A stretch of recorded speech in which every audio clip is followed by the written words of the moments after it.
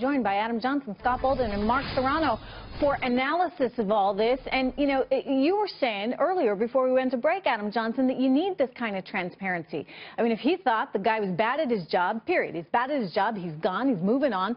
But if those out there want to really get to the bottom of it, they absolutely should. Well, there's a problem when the head of a clandestine agency, let's face it, an internal spy organization, that's what the FBI is in effect. CIA is external, FBI is internal. Spy might be a bit harsh, but that's what they're doing. They're clandestine. When you have the head of that organization who effectively becomes the news, that's a problem. That's dysfunctional. Doesn't work for Republicans, doesn't work for Democrats.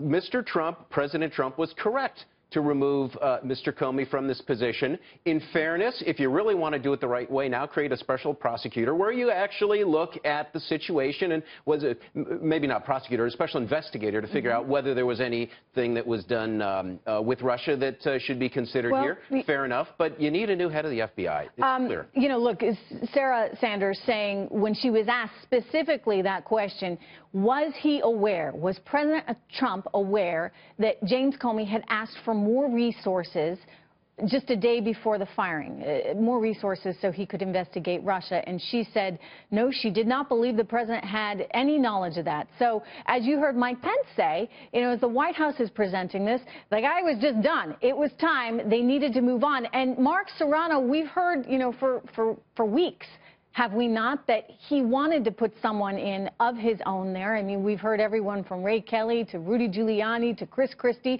Our own Charlie Gasparino, who will join us shortly, he was reporting just weeks ago that he was hearing James Comey's days might be numbered. I mean, isn't this just part of the process? And by the way, Bill Clinton got rid of the head of the FBI back in 1993 as well. This is the head, you know, this is a chief executive and how he acts. He draws information from a lot of sources.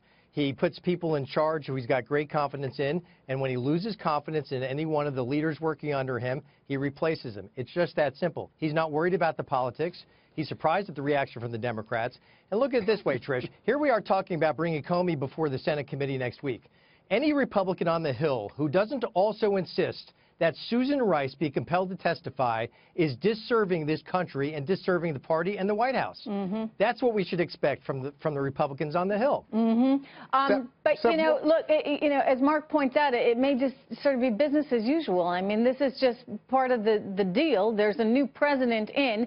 This particular FBI director was under fire from literally everyone. I don't know how he had a friend anywhere, given that he had alienated both sides. And many had felt looked rather incompetent. Scott, how do we move forward from here when you got Chuck Schumer doing what Chuck Schumer is doing?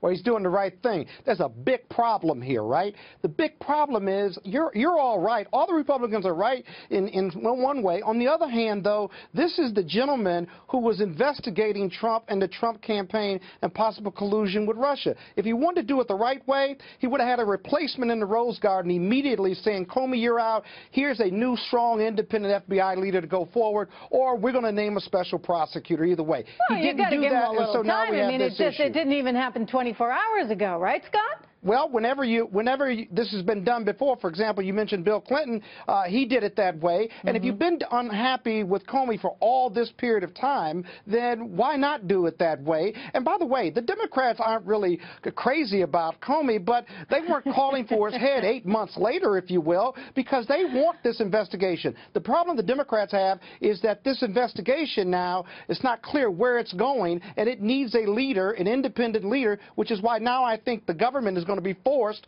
DOJ, to name a special prosecutor or an independent commission. That's Trump's fault, nobody else's. Thank you, Scott. Thank you, Adam. Thank you, Mark. Thank you.